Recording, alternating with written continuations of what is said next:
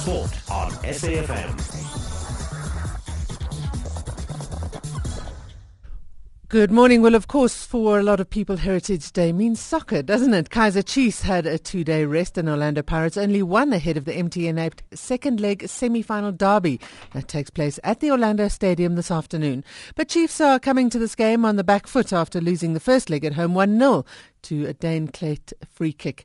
Coach Stuart Baxter says the rest issue can only be an advantage if it's applied properly. You know, I think that only becomes an advantage once the game's up and running.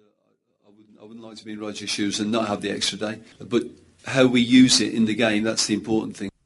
Pirates are using their squad carefully to cope with their crazy schedule. Kermit Erasmus, Thabo Matlaba and Thamsanqa Kabuza are amongst those who didn't play on Sunday. So Roger Desai is counting on them.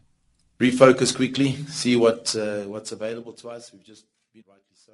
And they're hungry and obviously coming from behind, they want to do the job. So we've got to expect everything that comes our way. The second semi is this evening after losing 4-2 in the first leg away to Platinum Stars. Wits coach Gavin Hunt is aware that they have a mountain to climb. We're not going to be just all out attack. I think the first goal, next round we either in or we're out, and so we'll try and play positively. With the 2-goal cushion, Stars could be expected to come out with a defensive approach, but not so, according to coach Alan Fries. When we spoke about approach, is that you play once.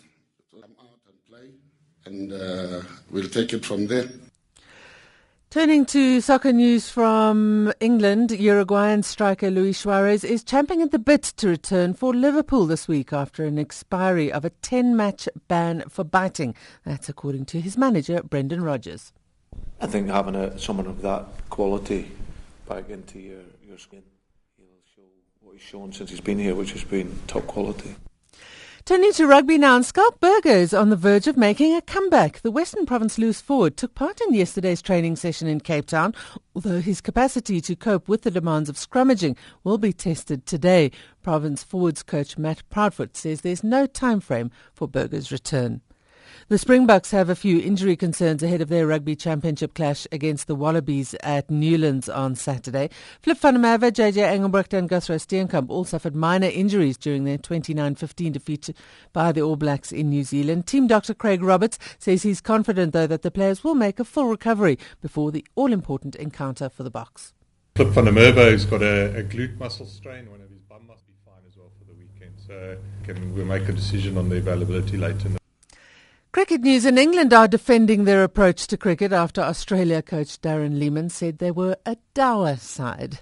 England named their side for the return Ashes Test series yesterday, and they've included Yorkshire batsman Gary Ballance, who, as you will hear from the accent, is from Zimbabwe. Massive surprise. I wasn't really expecting it, but once I got it, it was, and wanting to play for England and, be part of something like that. The America's Cup is still alive. Oracle Team USA won yesterday's only race on San Francisco Bay for their 5th straight win in the series. It's now 8-6, and once again, the Americans are looking like contenders, although Emirates Team New Zealand need only one more win to clinch the trophy. And I know we don't have this day in history today, as far as I know, but today is an extraordinary anniversary in sport. It's the 25th anniversary of an event that I think I've spoken about before. Ben Johnson at the 1988 Olympics, when this wide-eyed, crazy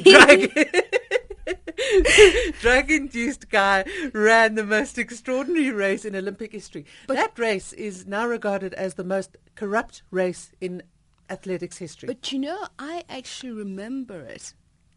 I remember him crossing the finish line. You remember how his muscles were kind of like vibrating, and his eyes were just out there. It was almost as if he himself was unbelieving that he just crossed. But the pace at which he was running looked so inhuman.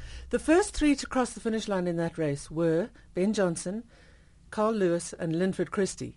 All 3 of them had subsequently been tainted by drugs. So the person who came fourth is a guy by the name of Calvin Harrison, who nobody will ever remember, who should actually have a world record and a gold medal to his name, but he has nothing.